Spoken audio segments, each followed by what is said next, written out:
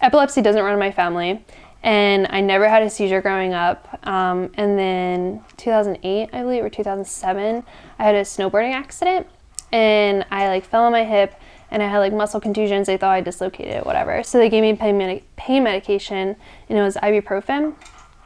And they gave me the wrong dose for my body. It was way too high of a dose. And I started getting really, really, really sick. And I was up on vacation in Vermont. And the doctors were like, oh, you just have like a tract infection. So they sent me home on some more pain medication. So the pain medication triggered whatever it was in my brain and left me with permanent seizures. So that's a little bit of my background. So I've had them since I was like 14, I believe. And they're just progressively getting worse and worse as I'm getting older. Hey, but you know, you throw a smile on and nobody would ever know. She's amazing. She's been through a lot. I think that really makes up for a lot of things. Perseveres through a lot too. So she's been through a lot. She handles it with a smile on her face, let me tell you. There have been some stories that we've had where I'm like, Taylor, you should be crying. She's like, no, I'm good. I'm like, okay, I would be crying. I'm just drained a lot of the time, and not even just like physically drained, I'm mentally drained from it, because a lot of people don't understand what somebody with epilepsy goes through because they can't see it. She did tell us when we first met her, but I wasn't too familiar with what it was. And then I would say after she had her first like accident, that's when I like really knew like the seriousness of her issue and kind of like what it was. And then after she did have her first seizure, she like had a huge meeting with us and just like told us everything basically that happened, and like really taught us like how to be aware of things and like if she's too stressed out and stuff like that. So that's like when I think when it first happened was when I really like understood her condition. If I go through a seizure, I could probably sleep for 2 days straight. I'm just drained almost all the time. And being in college and having all my like schoolwork, watching my dog, and trying to stay on top of everything, it's exhausting every day. Yeah, she's got to maintain her health, so she has to sleep a lot, you know, make sure that she's eating healthy, eating enough, drinking enough. She's got to stay medically safe, and you know, she'll doze off for a while.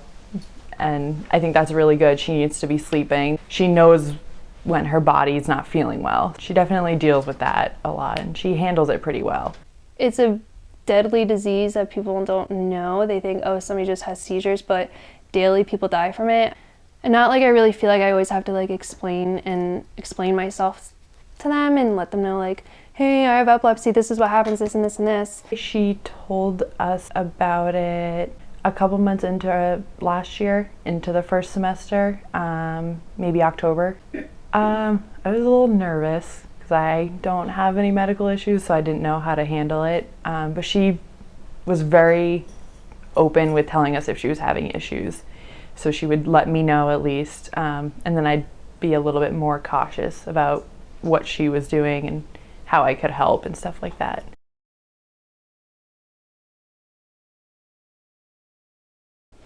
It's a long process, but actually I got her within a month of looking for animal, and that was another big factor, looking at how much it would cost. Some places were costing $42,000 for one. The first step of the training is the bonding period, where they get used to the dips in your brain chemistry, because dogs can always pick up when you're not feeling well, when you're sad, and they just kind of snuggle on you. I think Keegan, we've already noted, there was one day where she said she wasn't feeling well, and she said that Keegan stayed by her side the entire day, and I didn't realize that she had already started picking up on when Taylor wasn't feeling well.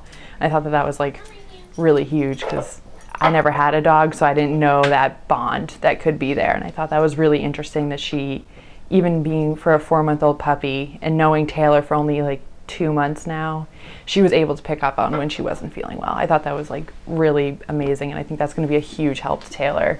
I mean, she's super cute. She helps me, stay home and get my homework done, because I'm not able to like go out as much as I used to with her, because you know, she has the puppy bladder, so she has to go out every 2 hours.